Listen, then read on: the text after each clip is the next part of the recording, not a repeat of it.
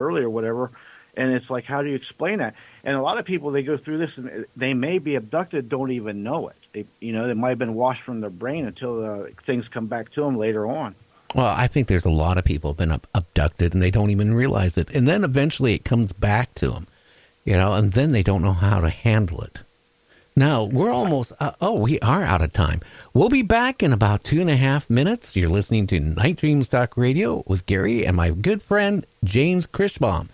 We'll be back after this, and what can I say?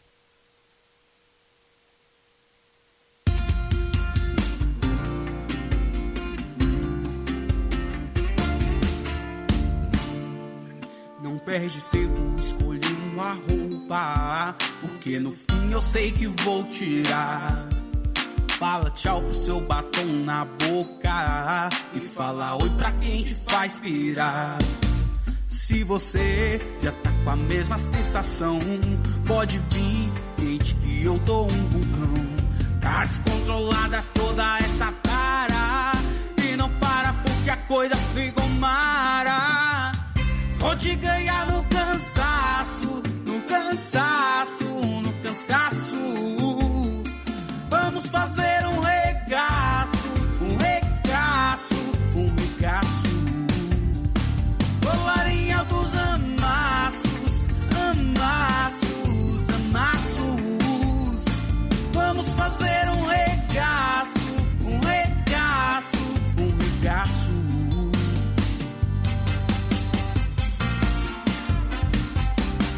Rafa Gomes,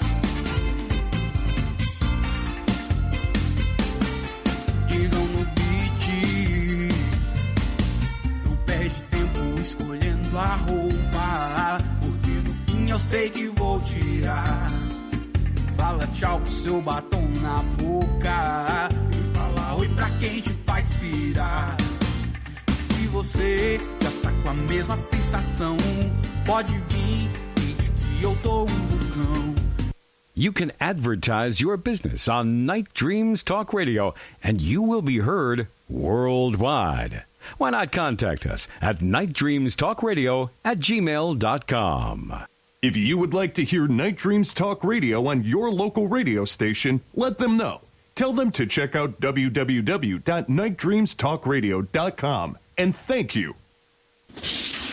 Coming to you from some far point station, like a cosmic tumbleweed, both north and south of the Pleiades. Here's your host, Gary Anderson. And that is me. And I'll tell you what, tonight we're going to have thunder. We're going to have a lot of rain and a lot of wind. I'm kind of worried because where I live on our mini farm at the compound, I have tons and tons of cedar trees and a few alder trees. Cedar trees, I'm not that worried about. Of course, if they come down, they're quite tall. But I don't know. I hate windstorms. Hey, James, are you still there? I am still here, Gary, and I hope you don't get a real bad storm there. Well, it's supposed to be all week long, starting tonight. We're going to have one storm after another hit. Oh, my. You better batten down the hatches. I don't have any hatches to batten down. How about some doors? Well, you might want to do that then, or put some tape on a window or something if it gets that bad. Well, I'll put a Band-Aid on the door. How's that? Okay, as long as you make it an effort, that's all. Yeah, I'm waiting right now for Sam to call in, and then at the top of the hour, guess who our guest is? Why don't you tell everybody who our guest is? Well, our guest we're going to be talking about time travel, and our guest is, what's his name again? Rob-Shelsky? Rob-Shelsky. I hope I'm pronouncing that right. I hope you are too. You had to look that up, didn't you? You should have known that. The spelling of the last name it is. I'm going to go with Shelsky. I think so. I think so. And we're going to talk with him about time travel, UFOs, and he just got back from a couple of weeks over the UK. I got to ask him what the weather is like, and what they're predicting over there for this winter. Yeah, they might be under a big old glacier by January, by what reports you've been getting. Well, it could be. I don't know. I tell you, Earth change is happening.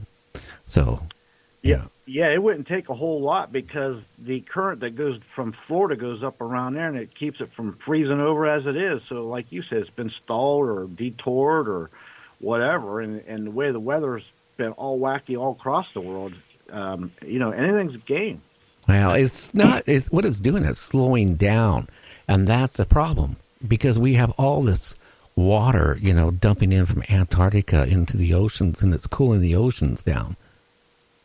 Yeah, exactly. And a lot of people don't realize, but the overall temperature of the Earth, if it drops just 5-6 degrees on an average, that might not seem like much, but that is some serious stuff. That a lot of catastrophes.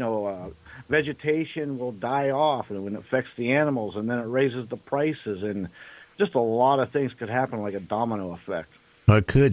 Back in the early 1900s in Russia, people were freezing to death in their own houses.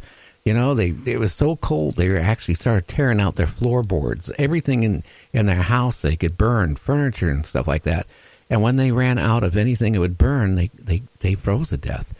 And there was literally thousands of people across the Russia that just literally froze to death because it got so cold, like a little kind of mini ice age. Hi, Sam, how you doing tonight? I'm doing pretty good, Gary. Seeing James. Oh, wow. You're talking different in that microphone. I can tell you that. I got to turn you down. Oh, I'm sorry. What's wrong, Sam? Yeah. Hey, how you doing, James? You're talking in the right spot of that microphone now, aren't you? Oh, I just turned a few knobs today. Yeah. Well, you put it this way. I had to turn you way down. You come in here. Sorry about that. Well, you came in blasting. As long as it's an improvement, I'm okay with that. I think you're I think you're just a little bit too hot on your end. Okay, that's all I needed to know. Yeah, you've got a little distortion there. All right, how about that? That's better. A little bit better? Okay, good. Yeah, so, James, we had these people in Russia freezing to death. That could happen again here, in the near future if that water stalls coming from the equator. And all this, it's people are starting to freak out because, Antarctica is like disappearing really fast. Right, and that all that ice is going to go somewhere. It's going to melt, and when it melts, the levels of the sea levels rise, and when those rise, and then you've got stalling currents, and then you've got weather fronts that are getting detoured and going to different areas, and you put all this together, it makes a good recipe for big freeze, especially for England and UK. It does, and I did mention last night about bears in Alaska starving to death. And, there's been some photographs up on the internet of these bears that look like death walking over, It's because, for some reason, the salmon and all this stuff is not spawning like they normally have. And on top of it, what's going to happen here, again, Japan today was mentioning they got to dump the water into the Pacific, and they have no choice. So when that happens here, probably in the next month, I guess I won't eat any more fish at all or crab or anything. Oh, my goodness. That's terrible. Already the bears are hungry because the salmon's all messed up. And the ripple effect, domino effect it would have if the salmon ever totally stopped running up there. The bears would die off. All the certain wildlife would die off. It would affect not just certain animals. It would affect everything and everybody. Yeah. What do you think, Sam? It gets into everything. I mean, you take the salmon's eaten by different animals, and then, of course, we somehow it makes it back to the animals that they process that we eat, the kind of meat that we eat. But it's not just that. It's also somehow the water itself. I'm more concerned also about the water that contains the contamination because it's going to end up going up in the atmosphere and come down on our plants anyway. So I don't know if you can maybe you can slow down the effects of radiation on your body by cutting out the fish, but in the long run, are we going to be any better off? Well, how about the young people that drink milk or older people? I still like having a glass of chocolate milk once in a while. I mean, I'd be scared to death down the road to even want to drink milk because, that rain's going to come down. The cattle is going to eat the the hay. It's going to eat the vegetation, like the grass, and then they're going to be contaminated. Then the milk they produce is going to be contaminated. It has low dosages of radiation right now. I mean, when you go buy milk, it's mostly, you'll see, if you can see it got a little radiation to it, and that's from all the bomb testing years ago. I mean, there's supplements you can take to slow it down. I mean, they advertise it, in some of the alternative media, and some of it I think is effective. Maybe some of the iodine and things like that, because what it does, it helps replace out. You don't want some of this radiation like the cesium getting into your bones, because it'll never leave that. And there's certain things you can take to prevent the calcium from that going into the calcium into your bones, and then you got a permanent radiation problem.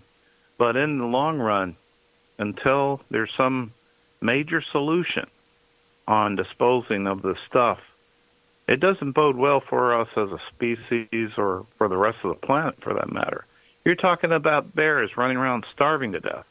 I mean, come on. I mean, people's got to wake up and see this stuff and actually start, you're right, trying to be proactive, trying to get people to wake up and get out of your chairs. The Congress people are too busy doing what they do and not paying attention to the more important matters of life. Yes, definitely. Well, one of our listeners on the chat line, Close Encounter Radio, he's going to be on my show here in November. He does a podcast on Saturdays. Great guy. He kind of says, like, salmon lost their navigation because the Earth is tipping. I kind of disagree. I think the Earth is tilted a little bit, yes. But the magnetic field is shifting so drastically. I think it's even, affecting the fish when they go to spawn. I think they're losing their way. Oh, that could be true, too. That could be true, because it's been wandering around. The magnetic north has wandered around so much that even the airports have been reported to having to realign their runways or their GPS settings for flight navigation, because it's affecting commercial flights as well. Well, you know what? Every time a pilot every day gets into the plane, like, the 737 or whatever plane they're in, right? They have to make the adjustment every time, every day, because it's shifting. In a day's time, you go to land and you could be off a couple miles of the airport. And they're talking about here in the very near future, guess where the magnetic field is going to be, pointed at? The UK. Oh, that's not good. That's not good at all. You know what else it's really affecting, too, is the birds. Birds are getting all out of whack because of this magnetic shift or whatever, and a lot of birds are dying, or birds are ending up in places that they've never been before. And we were talking kind of the last month about how some of these sightings of odd things that people are claiming to be cryptids may be birds that are just never been there before because their internal clock or whatever is messed up. Oh, you're so right. Tobias Whalen, gets all these reports because that's what he does. He reports on cryptic creatures. And people, in different areas are seeing like these giant birds, flying. Then they think they're prehistoric birds. Well, a lot of it turns out to be cranes, and they're not used to seeing how big a crane is. And if it's towards dusk, you see a crane fly, you're going to think, oh, because they look prehistoric. You're going to think, oh, wow. But they have been shifting where they normally go and where they hang out by hundreds and hundreds of miles. So it's confusing people, and they're reporting them as cryptids. Oh, it's probably because they're not used to, like you said, they're not used to it. It kind of reminds me, it's kind of comical that I had someone that's lived in Florida his whole life, moved to the state of Kentucky where we have a few hills. Now, I wouldn't call them mountains necessarily like we have in the Cascades. He says to me, and I lived in a flat area in Kentucky, but there was some stuff nearby, some knobs, whatever, what we call the knobs. And he said, oh, you got to come with me. Well, there's these huge mountains I went out just not far from here. And I said, mountains? What are you talking about? So I got in his car, and he drives over this little hill. I said, man, look at that mountain. So it's all in perception about size. So if someone never saw a crane before, was always used to seeing birds as small as sparrows all the time, I could see why they'd be confused and think it was something that was prehistoric. Well, if you've ever seen one fly,